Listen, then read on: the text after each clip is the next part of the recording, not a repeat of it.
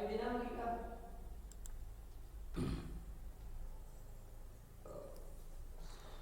नमस्कार सुप्रभात दोस्तों, मैं सतीश पाल अपने परिवार सिलेक्शन गुरुजी यूट्यूब चैनल पर आपका हार्दिक स्वागत है, अभिनंदन करते हैं। हम आशा करते हैं कि आप सभी स्वस्थ और मस्त होंगे और अपने तैयारी को एक अच्छे लय में कर रहे होंगे। तो चलिए, हम रोज़ की तरह आज भी आपके सामने एक 20 जीएस के 20 क्वेश्चन को लेकर आए हैं। इससे पहले हम आपको अपने क्लासेस के शेड्यूल के बारे में बता देना चाहते हैं। तो जो जीएस की क्लास होती है आपकी सुबह 6 बजे मिलती है आपको, और जो कि हम कराते हैं। और सुबह 7 बजे आपको रीजनिंग क्लास मिल जाती है, जो कि योगेश सर जी द्वारा कराई जाती है। और सुबह 8 बजे आपको दीपक सर द्वारा जो कि मैथ की क्लास कराई जाती है। ये आपके शेड्यूल हैं, ठीक है। तो चलिए हम अपने प्रैक्टिस सेट की तरफ बढ़ते हैं और अपना पहला क्वेश्चन देखते हैं। पहला क्वेश्चन दिया है कि गंगा और ब्रह्मपुत्र की संयुक्त जलधारा किस नाम से जानी जाती है। गंगा और ब्रह्मपुत्र की संयुक्त जलधारा किस नाम से जानी जाती है। ऑप्शन ने दिया है पद्मा, ऑप्शन भी दिया है जमुना, ऑप्शन सी दिया है मेघना, ऑप्शन डी दिया है सांगपो। अगर से हम ब्रह्मपुत्रा नदी की बात करें, किसकी, ब्रह्मपुत्रा नदी की बात करें, अगर से पूछे ब्रह्मपुत्रा नदी कहाँ से निकलती है, तो ये तिब्बत के, कहाँ से, तिब्बत के चिमायुंग डुंग ग्लेशियर से कौन सी नदी निकलती है, तो ब्रह्मपुत्रा नदी निकलती है। चिमायुंग डुंग ग्लेशियर से तिब्बत नदी ब्रह्मपुत्र नदी निकलती है। अगर से ब्रह्मपुत्र नदी की लंबाई पूछे, इसकी कुल लंबाई कितनी है, तो इसकी कुल लंबाई है 2900 किमी, ठीक है। अगर पूछे भारत में कितनी कितनी दूरी बहती है या कितनी भारत में इसकी लंबाई कितनी है, तो ये 916 किमी इसकी भारत में लंबाई है। और ब्रह्मपुत्रा नदी को तिब्बत में किस नाम से जानते हैं, तो ब्रह्मपुत्रा नदी को तिब्बत में सांगपो के नाम से जानते हैं। किस नाम से, सांगपो, ठीक है। और ये भारत में कहाँ से प्रवेश करती है, तो भारत में अरुणाचल प्रदेश के दिहांग दर्रे से प्रवेश करती है। और अरुणाचल प्रदेश में ब्रह्मपुत्रा नदी को दिहांग नदी भी कहा जाता है। फिर उसके बाद ये आसाम में प्रवेश करती है, तो असम में इसे ब्रह्मपुत्रा के नाम से जाना जाता है। और जब ब्रह्मपुत्रा नदी बांग्लादेश में प्रवेश करती है, तो इसे जमुना नाम से जाना जाता है। और जब गंगा नदी बांग्लादेश में प्रवेश करती है, इसे पद्मा नाम से जाना जाता है। और जब ये दोनों जलधाराएं मिल जाती हैं, तो इसे किस नाम से जाना जाता है, इसे मेघना के नाम से जाना जाता है। इससे मेघना के नाम से जाना जाता है, ठीक है। तो ऑप्शन सी हमारा सही आंसर होता है। चलिए अगला क्वेश्चन देखते हैं। अगला क्वेश्चन है कि योग दर्शन के प्रतिपादक कौन थे। योग दर्शन के प्रतिपादक कौन थे। ऑप्शन ने दिया आपका पतंजलि, ऑप्शन बी दिया है गौतम, ऑप्शन सी दिया है जैमिनी, ऑप्शन डी दिया है शंकराचार्य। तो योग दर्शन के प्रतिपादक कौन थे, ये थे आपके पतंजलि। ऑप्शन ए हमारा सही आंसर होता है। अगर पूछे पूर्व मीमांसा दर्शन के, किसके, पूर्व मीमांसा दर्शन के प्रतिपादक कौन थे, ठीक है। और पूछे उत्तर मीमांसा दर्शन के प्रतिपादक, और पूर्व मीमांसा के प्रतिपादक पूछे, तो यहाँ पर कौन है, ये जैमिनी है। कौन है, जैमिनी, ठीक है। पूर्व मीमांसा दर्शन के प्रतिपादक कौन है, तो यहाँ आपके जैमिनी। अगर से उत्तर मीमांसा दर्शन के प्रतिपादक के नाम पूछे, तो कौन है, वादरायण। ये उत्तर मीमांसा दर्शन के प्रतिपादक हैं, ठीक है। चलिए अगला क्वेश्चन देखते हैं। अगला क्वेश्चन है कि भारत का सर्वाधिक ऊंचाई पर स्थित हवाई अड्डा कौन सा है। यानी कौन सा हवाई अड्डा है जो कि भारत की सबसे अधिक ऊंचाई पर स्थित है। ऑप्शन दिया आपके पास धर्मशाला हवाई अड्डा, ऑप्शन बी दिया है पिथौरागढ़ हवाई अड्डा, ऑप्शन सी दिया लेह हवाई अड्डा, और ऑप्शन डी दिया है देहरादून हवाई अड्डा। तो सर्वाधिक ऊंचाई पर स्थित हवाई अड्डा कौन सा है, तो यह आपका लेह हवाई अड्डा। इससे किस नाम से जानते हैं, तो इसे कुसाक बकोला रिम्पोचे, कुसाक बकोला रिम्पोचे रिम्पोचे, कुसाग बकोला रिम्पोचे हवाई अड्डा के नाम से भी जानते हैं। अगर से किसके नाम पे रखा गया तो एक कुसाग बकोला के नाम से रखा गया है। अगर पूछे कुसाग बकोला कौन थे, क्या कुसाग बकोला कौन थे, तो इन्हें लेह का आध्यात्मिक नेता भी कहा जाता है। किसे, कुसाग बकोला को, कुसाग बकोला को लेह का आध्यात्मिक नेता भी कहा जाता है। और इनके बारे में और बताते, ये मंगोलिया के, ये मंगोलिया में है, मंगोलिया में भारत के राजदूत भी रह चुके हैं, राजदूत भी रह चुके हैं। ठीक है, राजदूत रह चुके हैं। ये लेह के आध्यात्मिक नेता कहे जाते हैं, लेह के आध्यात्मिक नेता, आध्यात्मिक नेता। ठीक है, तो पूछा था भारत का सर्वाधिक ऊंचाई पर स्थित हवाई अड्डा कौन सा था, ये आपका लेह हवाई अड्डा है। और जो लेह हवाई अड्डा है यानी कुशोक बकुला रिम्पोचे हवाई अड्डा है, ये विश्व का 22वां सबसे ऊंची मतलब ऊंचाई पर हवाई अड्डा है, 22 नंबर का, विश्व में 22वें स्थान पर है। ठीक है, चलिए अगला क्वेश्चन देखते हैं।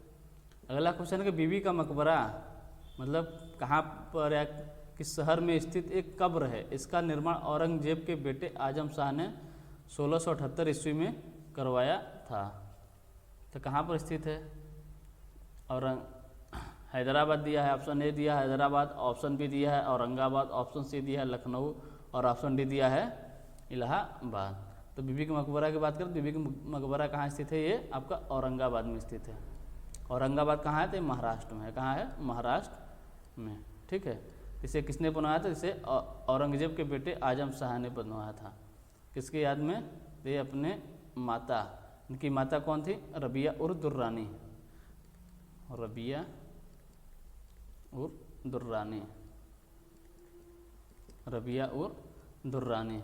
और इनका असली नाम पूछे तो इसका असली नाम था दिलरास बानो बेगम, दिलरास बानो बेगम, बेगम। ठीक है, तो आजम शाह की माता थे, उनके याद में इन्होंने बीबी का मकबरा बनवाया था। अगर बीबी के मकबरा के बारे में बात करते हैं, ताजमहल का फूहड़ नकल भी कहा जाता है। क्या कहा जाता है, ताजमहल का, ताजमहल का फूहड़ नकल, ताजमहल का फूहड़ नकल भी इन्हें कहा जाता है। मतलब बीबी के मकबरे को क्या कहा जाता है, ताजमहल का फूहड़ नकल। और क्या कहा जाता है, इसे दक्षिण भारत का ताजमहल भी कहा जाता है। क्या, दक्षिण भारत का, दक्षिण भारत का, दक्षिण भारत का ताजमहल, ताजमहल, दक्षिण भारत का ताजमहल किसे कहा जाता है, तो ये बीबी के मकबरा को दक्षिण भारत का ताजमहल कहा जाता है। ठीक है, चलिए अगला क्वेश्चन देखते हैं। अगला क्वेश्चन है कि कुतुब मीनार, कुतुब मीनार के 5वें तल का निर्माण निम्न में से किसके शासनकाल के दौरान किया गया था, किसके शासनकाल के दौरान किया गया था। ऑप्शन ए दिया इल्तुतमिश, ऑप्शन बी दिया रजिया सुल्तान, ऑप्शन सी दिया कुतुबुद्दीन ऐबक, ऑप्शन डी दिया फिरोज शाह तुगलक।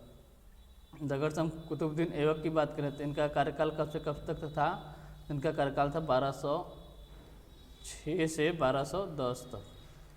और इसके इनके बाद आते हैं इल्तुतमिश जो कि 1210 से 1236 तक, 1236 तक। इल्तुतमिश के बाद रजिया सुल्तान 1236 से 1240 तक। और फिरोज शाह तुगलक के कार्यकाल की बात करते हैं, इनका कार्यकाल था आपका 1351 से 1388 तक इनका कार्यकाल था। पूछा कुतुब मीनार के 5वें तल का निर्माण किसके काल में हुआ, तो पहले हम बात कर रहे थे कुतुब मीनार के बारे में। अगर इसका मतलब निर्माण शुरू किसने कराया था, तो कुतुब मीनार की बात करें तो कुतुब मीनार का निर्माण किसने कराया, कुतुबुद्दीन ऐबक ने। किसने, कुतुबुद्दीन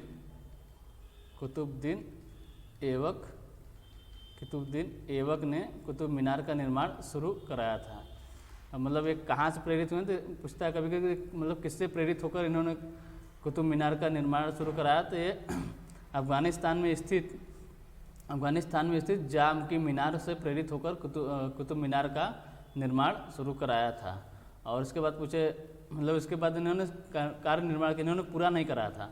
इसके बाद आए थे इनके इल्तुतमिश ने इसमें 3 मंजिल का काम इल्तुतमिश ने कराया था।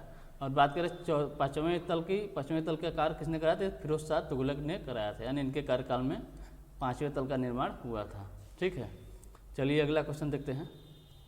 अगला क्वेश्चन है, निम्नलिखित में से कौन सी पहाड़ियाँ मेघालय में स्थित नहीं हैं? निम्नलिखित में से कौन सी पहाड़ियाँ मेघालय में स्थित नहीं हैं? ऑप्शन ए दिया है डाफला की पहाड़ी, है आपकी डाफला की पहाड़ी, और ऑप्शन बी दिया है जयंतिया की पहाड़ी, ऑप्शन सी दिया है गारो की पहाड़ी, ऑप्शन डी दिया है ये है खासी की पहाड़ी, खासी की पहाड़ी। तो अगर हम डाफला की पहाड़ी की बात करते हैं, कहाँ पर है? तो असम, कहाँ? असम और मेघालय की, असम और अरुणाचल प्रदेश, असम और अरुणाचल प्रदेश की सीमा पर है, अरुणाचल प्रदेश की सीमा पर स्थित है, सीमा पर स्थित है। ठीक है, डाफला पहाड़ी कहाँ पर है? असम और अरुणाचल प्रदेश की सीमा पर स्थित है। और जयंतिया पहाड़ी, गारो पहाड़ी और खासी पहाड़ी की बात करते हैं, कहाँ पर है? ये आपकी मेघालय में स्थित है। कहाँ पर? मेघालय में स्थित है।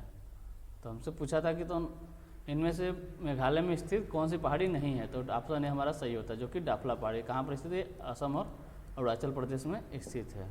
ठीक है, चलिए अगला क्वेश्चन देखते हैं। अगला क्वेश्चन है, निम्नलिखित में से कौन सी भाषा संविधान की 8वीं अनुसूची का हिस्सा नहीं है? निम्नलिखित में से कौन सी भाषा संविधान की 8वीं अनुसूची का हिस्सा नहीं है? ऑप्शन ए दिया है डोंगरी, ये डोंगरी है, डोंगरी, ऑप्शन बी दिया है बोडो, ऑप्शन सी दिया है फारसी और ऑप्शन डी दिया है संथाली। तो इसके लिए हमें क्या याद होना चाहिए? कौन कौन सी हैं? अगर से हम इसके पहले भी ये क्वेश्चन हो चुका है एक बार, लेकिन फिर से आ गया तो देख लेते हैं इसे हम। तो अगर से हम अनुसूची किस अनुसूची में बताया? तो 8वीं अनुसूची में बताया गया है। कितनी भाषा हैं? तो वर्तमान में तो 22 भाषा है। मूल संविधान में कितनी भाषा थी? तो 14 भाषा थी। अब हम पहले मूल संविधान में कौन कौन सी भाषा थी उनकी बात कर लेते हैं। तो 14 भाषा में कौन कौन सी थी? जैसे नोट कर लीजिए, कश्मीरी, कौन सा? कश्मीरी हो गया आपका, पंजाबी हो गया, कश्मीरी पंजाबी, कश्मीरी हुआ आपका, और पंजाबी, कश्मीरी पंजाबी, हिंदी, हिंदी हुआ, बंगाली हुआ, बंगाली, आसामी, बंगाली, आसामी, उड़िया, बंगाली, आसामी, उड़िया, गुजराती, गुजराती, मराठी, गुजराती, मराठी, कन्नड़, कन्नड़, तेलुगु, तमिल, मलयालम, मलयालम, मलयालम, एक हुआ आपका उर्दू और एक संस्कृत, संस्कृत। ये आपकी 14 भाषाएं कितनी हैं? 14। कश्मीरी, पंजाबी, हिंदी, बंगाली, आसामी, उड़िया, गुजराती, मराठी, कन्नड़, तेलुगु, तमिल, मलयालम, उर्दू, संस्कृत। ये आपकी मूल संविधान में 14 भाषाओं का उल्लेख है। इसमें ये मूल संविधान में थी 14 भाषा, ये आपके मूल संविधान में थी। अगर से पूछे 15वीं भाषा कौन सी थी? कौन सा? 15वीं भाषा अगर से पूछे तो 15वीं भाषा जोड़ी गई आपकी सिंधी। कौन सी? सिंधी। अब पूछे कब जोड़ी गई? तो ये 21वें संविधान संशोधन से। कब? 21वें संविधान संशोधन से 1967 में से जोड़ा गया। इसके बाद 3 भाषाओं को जोड़ा गया 71वें संविधान संशोधन से। किस संविधान संशोधन से? 71वें संविधान संशोधन से। कब? 1992 में। वो 3 कौन कौन से थी? नमक, इसके लिए एक ट्रिक है, नमक। न से नेपाली, नेपाली, यम से मणिपुरी, मणिपुरी, और क से कोंकणी, कोंकणी। ये 3 भाषाएं आपकी 71वें संविधान संशोधन से जोड़ी गई। और अंतिम की 4 भाषाएं आपके 92वें संविधान संशोधन। किस संविधान संशोधन से? 92वें संविधान संशोधन से 2003 में,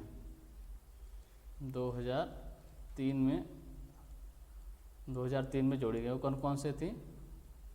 एम, एस, डी, बी। ठीक, कौन सा हो गया? बोडो, डोगरी, मैथिली, संथाली। बोडो, डोगरी, मैथिली, संथाली, ऐसे याद कर लीजिए। MSD यानी महेंद्र सिंह धोनी कौन से हैं? बैट्समैन हैं। तो एम से हो गया मैथिली आपकी, एस हो गया संथाली, संथाली, डी से क्या हो गया? डोगरी, डोगरी, और बी से हो गया आपका बोडो, बोडो। ठीक, ये थी आपकी टोटल 22 भाषा। कौन कौन से एक बार फिर से देख लेते हैं। मूल संविधान में 14 भाषाओं का उल्लेख है और वर्तमान में कितनी भाषाओं का उल्लेख है? तो वो 22 भाषाओं का उल्लेख है। और कौन कौन सी भाषाएं हैं? पहले मूल संविधान में 14 भाषाएं थी, वो कौन कौन सी थी? पंजाबी थी आपकी, कश्मीरी, पंजाबी, हिंदी, बंगाली, आसामी, उड़िया, गुजराती, मराठी, कन्नड़, तेलुगु, तमिल, मलयालम, उर्दू, संस्कृत, ये आपकी 14 भाषाएं। 15वीं सिंधी, फिर उसके बाद नेपाली, मणिपुरी, कोंकणी, फिर बोडो, डोगरी, मैथिली, संथाली, आपकी 22 टोटल भाषाएं थी। ठीक है, पूछा था कि इसमें कौन सी भाषा संविधान की 8वीं अनुसूची में का हिस्सा नहीं है? तो बोडो दिया है, डोगरी दिया है, फारसी दिया है, संथाली, कौन सी है? फारसी आपकी नहीं है। ठीक है, तो ऑप्शन सी हमारा सही आंसर होता है। चलिए अगला क्वेश्चन देखते हैं। अगला क्वेश्चन, निम्नलिखित में से कौन सा एक सम्मिलित नहीं है? निम्नलिखित में से कौन सा एक सम्मिलित नहीं है? ऑप्शन ने दिया प्रथम पंचवर्षीय योजना 1951 से 1956, ऑप्शन बी दिया द्वितीय पंचवर्षीय योजना 1956 से 1961, ऑप्शन सी दिया तृतीय पंचवर्षीय योजना 1961 से 1966, और ऑप्शन डी दिया चौथी पंचवर्षीय योजना 1966 से 1971। तो अगर हम प्रथम पंचवर्षीय योजना की बात करते हैं तो प्रथम पंचवर्षीय योजना कब से कब तक थी? तो यह थी आपके 1951 से 1956, और यह किस मॉडल पर आधारित थी? हेराल्ड डोमर मॉडल पर आधारित थी। इस पर हेराल्ड डोमर मॉडल पर, यह किस मॉडल पर आधारित थी? यह हेराल्ड डोमर मॉडल पर आधारित थी। और दूसरी पंचवर्षीय योजना की बात करें, दूसरी पंचवर्षीय योजना हमारी कब से कब तक थी? हमारी 1956 से 1961 तक थी। अगर से यह पंचवर्षीय योजना किस मॉडल पर आधारित है? पीसी महालनोबिस मॉडल पर आधारित थी। किस पर? पीसी महालनोबिस इस मॉडल पर यह आधारित थी। और तीसरी पंचवर्षीय योजना तो यह 1961 से 1966 तक थी, और ये किस पर आधारित थी? सैंडी मॉडल पर, सैंडी, कौन सी? सैंडी एंड चक्रवर्ती मॉडल पर आधारित थी, चक्रवर्ती मॉडल पर आधारित थी। ये तीनों हमारी योजनाएं, मतलब इनका समय भी सही दिया हुआ है। और चौथी पंचवर्षीय योजना की बात करें तो क्या 1966 से 71 तक थी?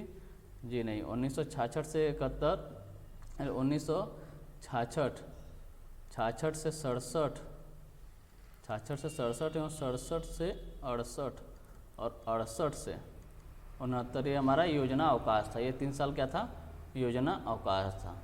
तो फिर पंचवर्षीय योजना कब चली थी? तो ये 1969 से 1974 तक चली थी। कब तक? 1969 से 1974 तक चली थी। कौन सी? चौथी पंचवर्षीय योजना। ठीक है, तो हमारा आंसर क्या हो गया? ऑप्शन डी हमारा सही हो गया। चलिए अगला क्वेश्चन देखते हैं। अगला क्वेश्चन है कि उस प्रथम भारतीय खिलाड़ी का नाम बताइए जिसने ओलंपिक में व्यक्तिगत रजत पदक जीता है। व्यक्तिगत रजत पदक जीता है। ऑप्शन ने दिया सुशील कुमार, ऑप्शन बी दिया राज्यवर्धन सिंह, ऑप्शन सी दिया अभिनव बिंद्रा, ऑप्शन डी दिया है मेजर ध्यानचंद। तो पूछा है व्यक्तिगत रजत पदक, किसकी बात कर रहा है? रजत पदक की। तो रजत पदक की बात करते व्यक्तिगत रजत पदक किसने जीता था? तो ये जीते थे आपके राज्यवर्धन सिंह। ठीक है, कब जीते थे? 2004 में। 2004 में किस ओलंपिक में? एथेंस ओलंपिक में इन्होंने रजत पदक, व्यक्तिगत रजत पदक जीता था। अगर से अभिनव बिंद्रा की बात करें तो ये गोल्ड में, ये कौन सा पदक जीते थे? ये गोल्ड पदक जीते थे। ठीक है, और अगर से कांस्य पदक की बात करें तो कांस्य पदक की बात करें तो कांस्य पदक कौन जीते थे व्यक्तिगत में? वो थे आपके केडी जाधव।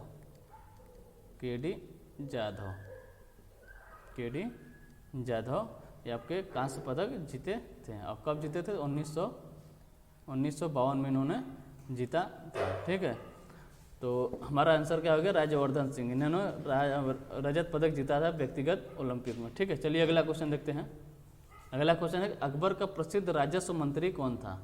अकबर का प्रसिद्ध राजस्व मंत्री कौन था? अगर से अकबर की बात करें तो अकबर के दरबार में मतलब कितने रत्न रहते? 9 रत्न रहते थे। उसी में से एक थे इनके राजस्व मंत्री। वो कौन थे? तो वो थे आपके टोडरमल। ऑप्शन डी हमारा सही आंसर होता है। अगर से इनके 9 रत्नों की बात करें, इनके 9 रत्न में कौन कौन से थे? तो इसमें थे पहला एक बीरबल, कौन? बीरबल।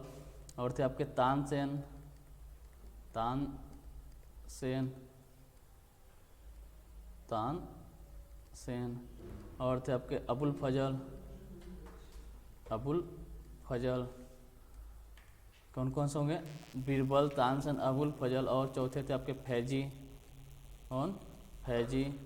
और पांचवें थे आपके मान सिंह। और छठे थे आपके अब्दुल रहीम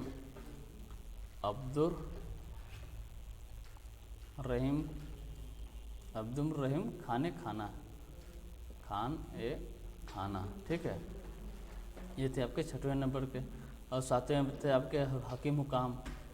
कितने लोग हैं? 7 लोग, जो कि सातवें कौन है? हकीम हुकाम। अगर से 8वें की बात करें तो मुल्ला दो प्याजा।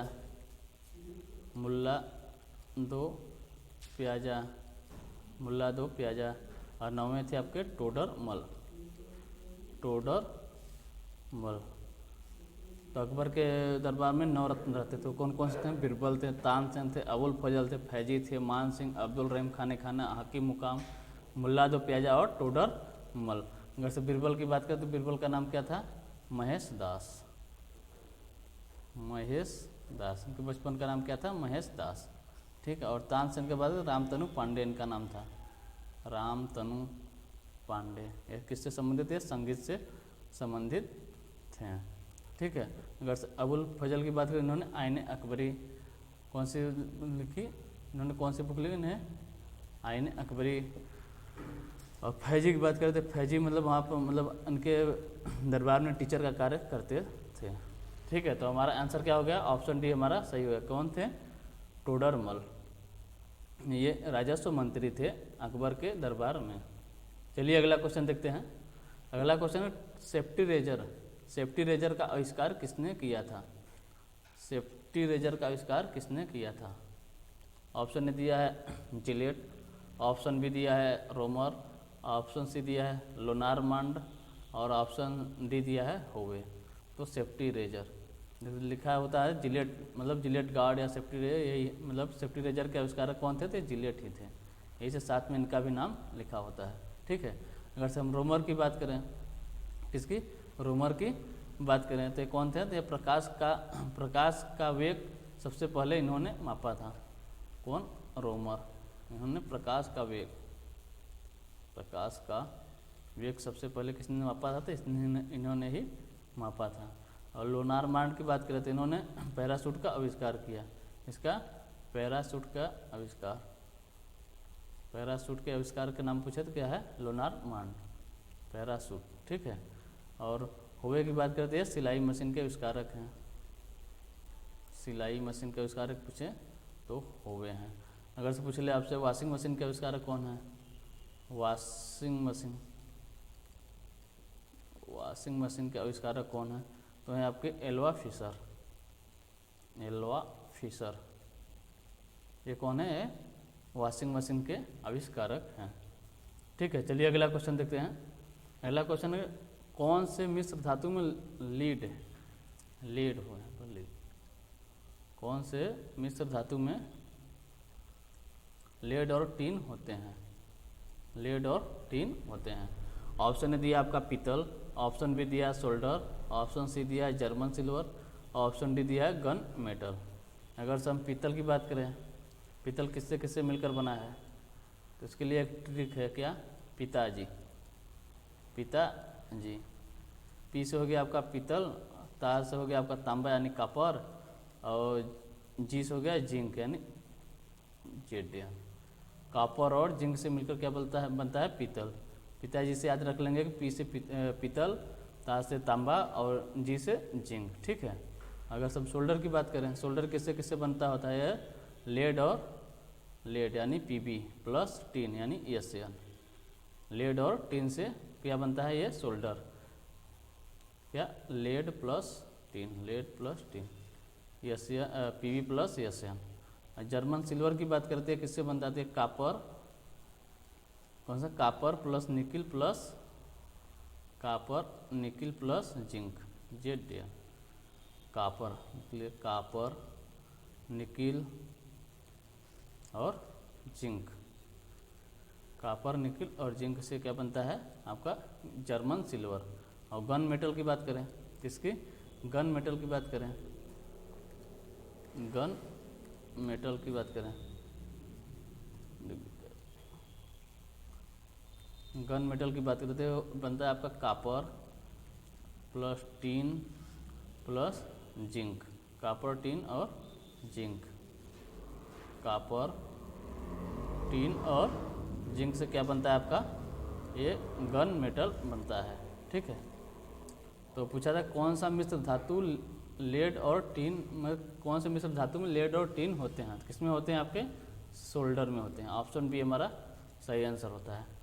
चलिए अगला क्वेश्चन देखते हैं। अगला क्वेश्चन है कि प्रथम विश्व पर्यावरण दिवस कब मनाया गया था, प्रथम विश्व पर्यावरण दिवस कब मनाया गया था। ऑप्शन ने दिया आपका 1972, ऑप्शन बी दिया 1973 और ऑप्शन सी दिया 1974, ऑप्शन डी दिया है 1980। तो विश्व पर्यावरण दिवस की बात करें तो 1972 में एक सम्मेलन हुआ था, 1972 में एक सम्मेलन, कौन सा सम्मेलन था, स्टॉक होम सम्मेलन, स्टॉक होम सम्मेलन। ये पूछे कब हुआ था, तो ये कब हुआ था, 1972 में हुआ था। कहाँ पर है स्टॉक होम, ये स्वीडन में, आपका स्वीडन में स्टॉक होम सम्मेलन 1972 में, जो कि पर्यावरण को लेकर हुआ था। और इसमें अगर पूछे कितने देश सम्मिलित हैं, तो इसमें 119 देश भाग लिए थे और 119 देश ने पहली बार विश्व पर्यावरण दिवस 1972 में मनाया था। अगर पूछे पूरे विश्व ने, मतलब विश्व में पहली, मतलब विश्व ने कब पर्यावरण दिवस मनाया, तो 1973 में। लेकिन यहाँ पूछा पहली बार कब मनाया गया था, तो पहली बार 1972 में 119 देशों ने, जो कि स्टॉक होम सम्मेलन में भाग लिए थे, उन्होंने ही पहली बार 1972 में ही विश्व पर्यावरण दिवस मनाया था। ठीक है, चलिए अगला क्वेश्चन देखते हैं। अगला क्वेश्चन है प्रतिवर्ष कितने क्षेत्रों में नोबेल पुरस्कार दिए जाते हैं, प्रतिवर्ष कितने क्षेत्रों में नोबेल पुरस्कार दिए जाते हैं। ऑप्शन दिया है 5, ऑप्शन बी दिया है 6, ऑप्शन सी दिया है 7, ऑप्शन डी दिया है 8। कितने क्षेत्रों में दिए जाते हैं, तो ये 6 क्षेत्रों में दिए जाते हैं। अब मतलब नोबेल पुरस्कार की अगर शुरुआत पूछे कब से हुई थी, 1901 में। और जब शुरुआत हुई थी कितने क्षेत्रों में दिया जाता था, तो ये 5 क्षेत्रों में दिया जाता था। और कौन कौन से हैं, जैसे भौतिक हो गया, भौतिकी में दिया जाता था, रसायन में, रसायन, भौतिक रसायन, भौतिक रसायन और चिकित्सा, साहित्य, साहित्य और शांति, ये 5 क्षेत्र थे जब शुरुआत हुआ था। तो इसी 5 क्षेत्र में नोबेल पुरस्कार दिया जाता था। अगर पूछे अर्थशास्त्र, अर्थशास्त्र में अर्थशास्त्र में नोबेल पुरस्कार कब, मतलब कब से शुरू हुआ, तो 1968 में, 1968 में इसे देने की घोषणा की गई थी। 1968 में इसे देने की घोषणा की गई कि अर्थशास्त्र में भी नोबेल पुरस्कार दिया जाएगा। लेकिन पहली बार दिया कब गया, तो 1969 में से पहली बार दिया गया अर्थशास्त्र का नोबेल पुरस्कार। ठीक है, तो चलिए हम 15 नंबर क्वेश्चन देखते हैं। हमारा क्वेश्चन है कि हाल ही में किस राज्य की हाई कोर्ट देश की पहली पेपरलेस अदालत बनी है, किस राज्य की हाई कोर्ट पहली पेपरलेस अदालत बनी है। ऑप्शन ए दिया आपका केरल, ऑप्शन बी दिया है मणिपुर, ऑप्शन सी दिया है मिजोरम, ऑप्शन डी दिया है इनमें से कोई नहीं। तो कौन सी, किस राज्य की हाई कोर्ट देश की पहली पेपरलेस अदालत बनी है, तो ये आपकी केरल की हाई कोर्ट देश की पहली पेपरलेस अदालत बनी है। और अगर पूछे केरल का हाई कोर्ट भारत, मतलब राज्य के किस शहर में स्थित है, एर्नाकुलम में है। कहाँ पर है, एर्नाकुलम में, एर्नाकुलम में। और यहीं पर किसकी हाई कोर्ट लगती है, तो यहाँ पर लक्षद्वीप की भी हाई कोर्ट लगती है। अगर पूछे भारत में कुल कितने हाई कोर्ट हैं, तो कुल कितने हाई कोर्ट हैं, 25 हाई कोर्ट हैं। और नवीनतम हाई कोर्ट कौन सा है, तो है आपका Amravati high court, Amravati high court, जो कि कहाँ पर है, ये आपका आंध्र प्रदेश में स्थित है। इसके पहले आंध्र प्रदेश में हाई कोर्ट नहीं था, इसके पहले भी था, लेकिन वो हैदराबाद शहर में स्थित है, जो कि तेलंगाना को 2014 में जब तेलंगाना अलग होता है तो वो तेलंगाना में हाई कोर्ट चला गया, तो इसलिए अमरावती में मतलब आंध्र प्रदेश में एक नई हाई कोर्ट का गठन हुआ, जो कि 25वें नंबर का हाई कोर्ट है। ठीक है, तो ऑप्शन ए हमारा सही आंसर होता है। चलिए अगला क्वेश्चन देखते हैं।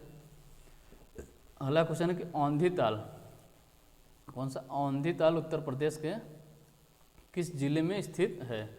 औंधी ताल उत्तर प्रदेश के किस जिले में स्थित है? ऑप्शन ए दिया गोरखपुर, ऑप्शन बी दिया लखनऊ, ऑप्शन सी दिया बरेली और ऑप्शन डी दिया वाराणसी।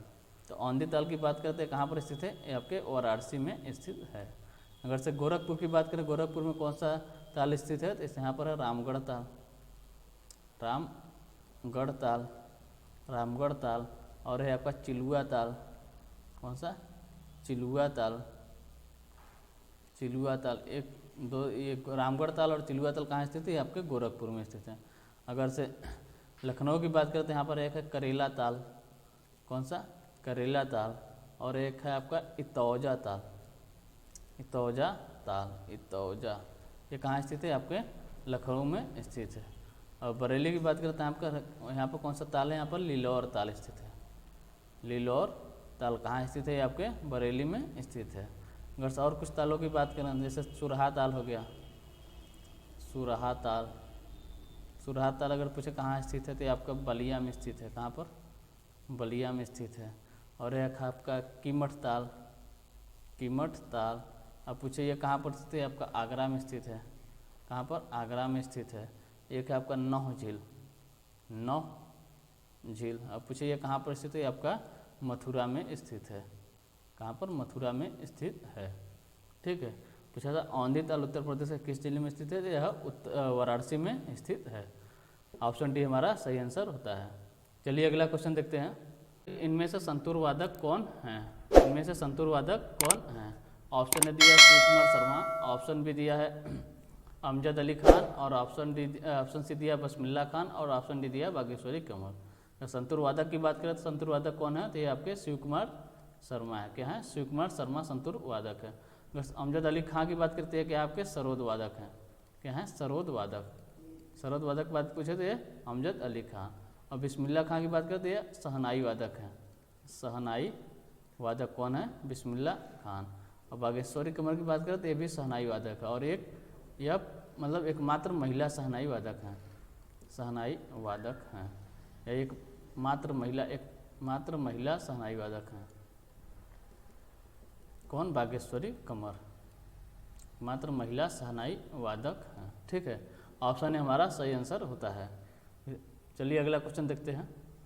अगला क्वेश्चन है, विश्व क्षय रोग दिवस कब मनाया जाता है? विश्व क्षय रोग दिवस कब मनाया जाता है? ऑप्शन ए दिया 13 फरवरी, ऑप्शन बी दिया 24 मार्च, ऑप्शन सी दिया 8 मार्च, ऑप्शन डी दिया 24 जनवरी। अगर पूछे विश्व क्षय रोग दिवस कब मनाया तो ये आपका 24 मार्च को मनाया जाता है। और 13 फरवरी की बात करें तो यहाँ पर होता है आपका राष्ट्रीय महिला दिवस। क्या, राष्ट्रीय महिला दिवस, ये 13 फरवरी को मनाया जाता है। ठीक है, अगर से 8 मार्च की बात करें तो 8 मार्च को अंतर्राष्ट्रीय महिला दिवस, कौन सा, अंतर्राष्ट्रीय महिला दिवस कब मनाया जाता है? 8 मार्च को मनाया जाता है, अंतर्राष्ट्रीय महिला दिवस। और 24 जनवरी की बात करते हैं, अंतर्राष्ट्रीय महिला दिवस। 24 जनवरी को अंतर्राष्ट्रीय बालिका दिवस मनाया जाता है। 24 जनवरी को राष्ट्रीय बालिका दिवस मनाया जाता है। राष्ट्रीय बालिका दिवस कब मनाया जाता है? ये 24 जनवरी को मनाया जाता है।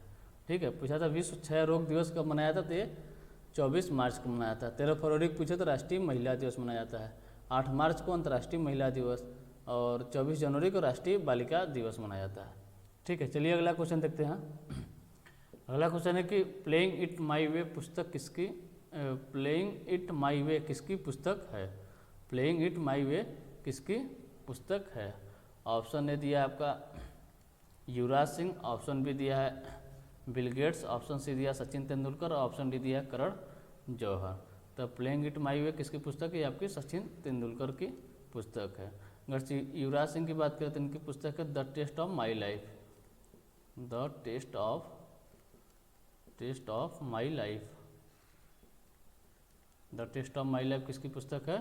यह आपकी युवराज सिंह की। अगर से बिल गेट्स की बात करते हैं, इनकी पुस्तक है the road ahead, the road ahead. The road ahead किसकी पुस्तक है? बिल गेट्स की पुस्तक है, ठीक है। और अगर से करण जौहर की बात करते हैं, इनकी पुस्तक अनसूटेबल बॉय, अनसूटेबल बॉय, ये किसकी पुस्तक है? ये करण जौहर की पुस्तक है, ठीक है। चलिए हम अपने अंतिम क्वेश्चन की तरफ बढ़ते हैं, और हमारा अंतिम क्वेश्चन है निम्नलिखित में से कौन सी किस्म कोयले की किस्म नहीं है? निम्नलिखित में से कौन सी किस्म कोयले की किस्म नहीं है?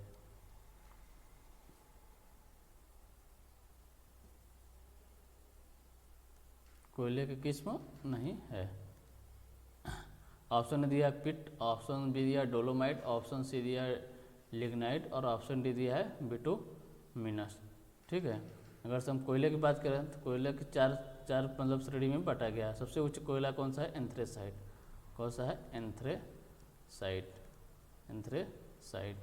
ये सबसे उच्च क्वालिटी का कोयला माना जाता है। इसमें 95% तक कार्बन पाया जाता है, ठीक है। और दूसरे नंबर पर आपका आता है बिटुमिनस कोयला। इसमें आपके 85% तक कार्बन पाए जाते हैं। इसमें 85% तक कार्बन पाए जाते हैं। पहले नंबर था आपका एंथ्रेसाइट, और दूसरे नंबर पर आता है बिटुमिनस, तीसरे नंबर पर आता है लिग्नाइट कोयला। कौन सा? लिग्नाइट कोयला तीसरे नंबर पर आता है। और चौथे नंबर पर आता होगा पिट कोयला। कौन सा? पिट कोयला। पूछा है निम्न में से कौन सी किस्म कोयले की किस्म नहीं है? तो आपका पिट है, लिग्नाइट है, बिटुमिनस है, डोलोमाइट, ये आपकी कोयले की किस्म नहीं है। ऑप्शन बी हमारा सही आंसर होता है, ठीक है। तो चलिए आज के लिए बस इतना ही, ठीक है। अगर आपको सेशन अच्छा लग रहा हो तो आप लाइक और सब्सक्राइब जरूर करें, और शेयर करना तो ना भूलें। तो अब मिलते हैं आपको हम अगले प्रैक्टिस सेट में, ठीक है। तब तक के लिए सबको बाय बाय, जय हिंद, जय भारत।